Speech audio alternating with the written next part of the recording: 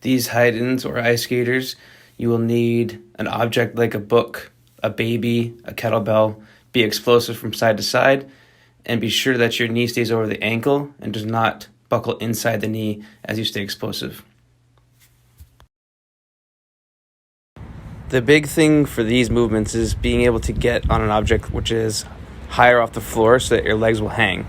From there, you let your legs be as straight as possible. You extend the legs through the glutes and the hips while keeping the spine neutral and the abs tight.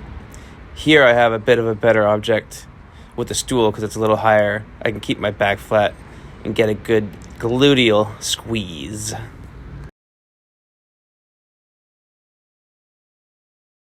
Two things with this. Make sure this quarantine doesn't make your belly bigger and use a manageable weight.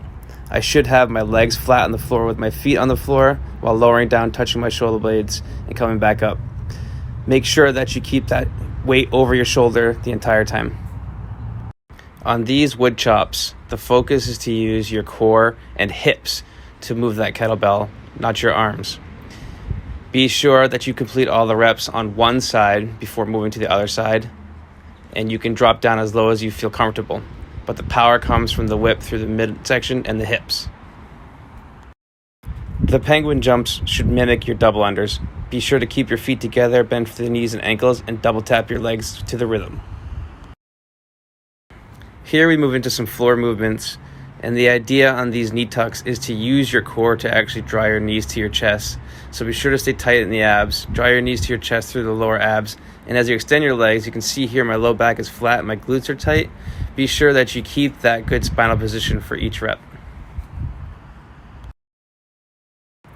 We all know how to do push-ups. These are just variations on how to do them, which stress your core a bit more. We'll see a few different variations here of the lunge. You can weight these any way you'd like. You could hold weights, water, propane tanks, children, anything that you'd like if you'd like to make it more difficult. Make sure we keep this sort of 90-90 for front leg, back leg relationship.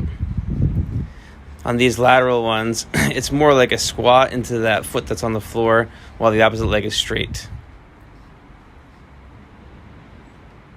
Here we have some transverse or curtsy lunges. This changes out the stimulus a little bit, more core stability, a little bit more hip stability. And I think here I attempt a modified pistol, which is just a poor effort. But it's another variation of something you could throw in on your own.